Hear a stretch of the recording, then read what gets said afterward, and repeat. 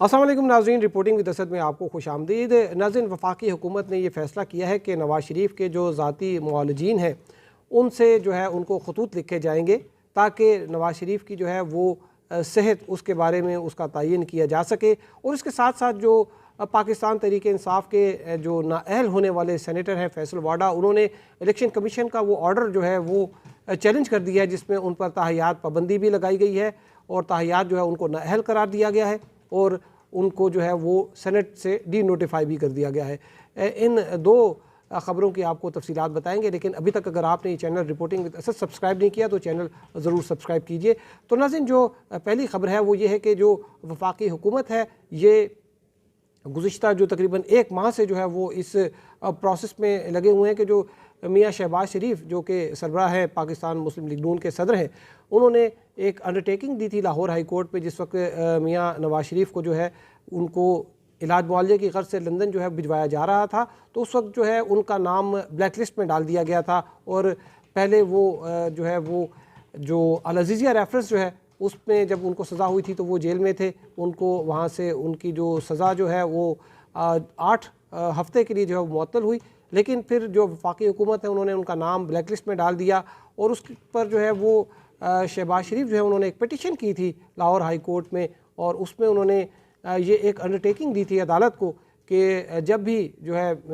मियाँ नवाज शरीफ उनका इलाज जो है मुकम्मल हो जाएगा तो वो पाकिस्तान जो है वो वापस आएंगे। और उन्होंने इस बात के भी ज़ामिन बने थे कि जब भी जो है वफाकी हुकूमत ये चाहेगी और या पाकिस्तान की जो एम्बेसी है लंदन में उनका कोई नुमाइंदा जो है वो जाकर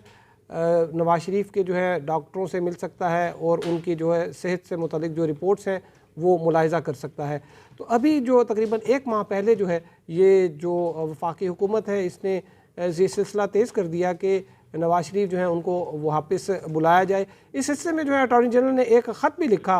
और उन्होंने मियाँ शहबाज शरीफ को एक ख़त लिखा और उसमें उन्होंने कहा कि आपने एक अंडरटेकिंग दी थी और उस पर जो है नवाज शरीफ साहब जो है उनको कायल करें कि वो वापस आएँ। लेकिन उसके जवाब में मियाँ शहबाज शरीफ ने जो है एक नाराज़गी ज़ाहिर की और उन्होंने अटॉर्नी जनरल जो है उनको कहा कि आपका जो ख़त आपने लिखा है ये पॉलिटिकली मोटिवेटेड है और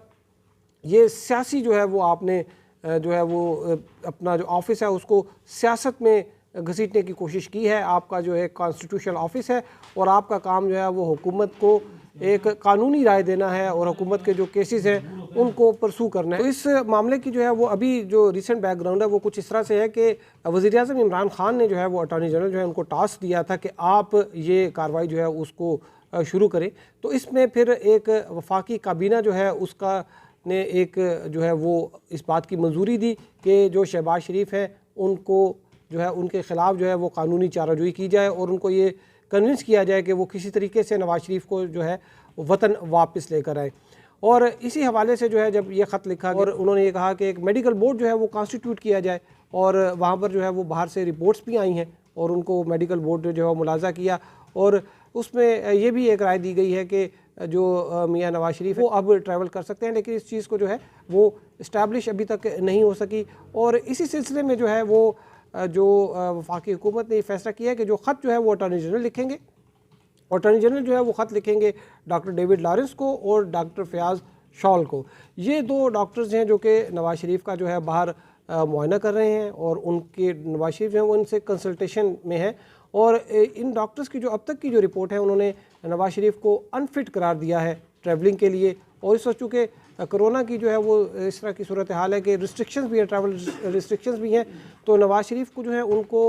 मना किया है इन डॉक्टर्स ने। और अटॉर्नी जनरल जो है अब वो इन डॉक्टर्स को ख़त लिखकर इनसे इनकी राय मांगेंगे और इनसे मेडिकल रिपोर्ट्स मंगवाएंगे और वो मेडिकल रिपोर्ट जो है ये एक स्पेशल मेडिकल बोर्ड जो कॉन्स्टिट्यूट हुआ है हुकूमत पंजाब का उसके सामने रखी जाएंगी और फिर जो है वो अदालत में ये जो है ये कागजात जो है ये एक मेडिकल बोर्ड की जो ओपिनियन जो है वो एक लाहौर हाई कोर्ट में जो है वो पेश की जाएगी। और यहाँ पर जो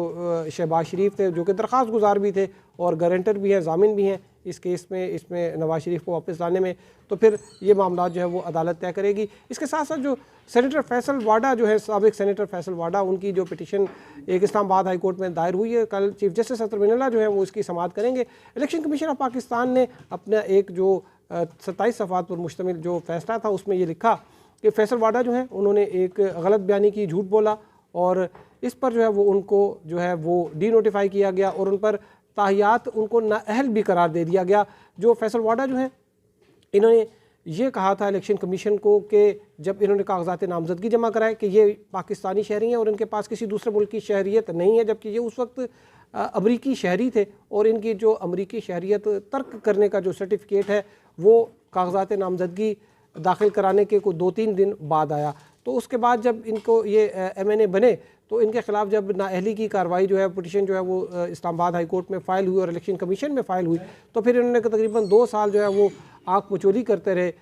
ECP के इलेक्शन कमीशन के साथ और इस्लामाबाद हाई कोर्ट के साथ, और बिलाखिर इन्होंने तकरीबन 2.5 साल बाद जो है वो इस्तीफ़ा दे दिया नेशनल असम्बली से और सेनेटर जो है वो सेनेट का इलेक्शन कॉन्टेस्ट किया और सेनेटर मुंतखब हो गए। इनका ये ख्याल था कि शायद अब इनकी जान बच गई है, लेकिन वो जो कंप्लेनेंट थे उन्होंने दोबारा से एक पिटीशन दायर की और उसमें इलेक्शन कमीशन में उन्होंने ये कहा कि जो इन्होंने एक झूठा बयान हल्फी जो है वो जमा कराया था। सुप्रीम कोर्ट ने जो हबीब अकरम केस था जून 2018 में यह करार दिया था कि झूठा जो बयान हल्फी जमा कराने की जो सज़ा है वो तौहीन अदालत है, और उसके साथ साथ जो पाकिस्तान पीनल कोड में जो इसकी सज़ा है वो भी इनको दी जाएगी। तो ये इलेक्शन कमीशन ने जब इनको नाअहल करार दिया तो फैसल वाडा जो है उन्होंने इस्लामाबाद हाई कोर्ट में एक जो पिटीशन दायर की है, इसमें उन्होंने ये कहा कि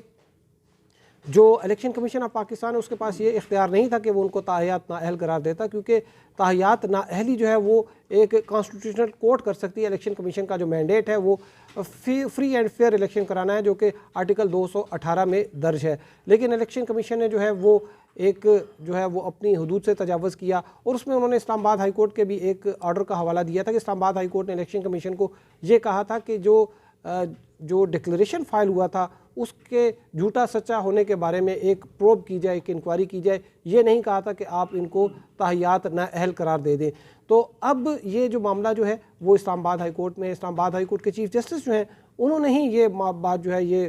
हबीब अकरम के केस का जो है वो अपनी जो जजमेंट में रेफरेंस दिया था, जो कि फैसल वाडा की पिटीशन पर जो है वो आई थी, जो कि उन्होंने इलेक्शन कमीशन की कार्रवाई को चैलेंज किया था। इस्लामाबाद हाई कोर्ट के चीफ जस्टिस अतर मिनल्ला जो हैं उन्होंने अपनी जजमेंट में सुप्रीम कोर्ट के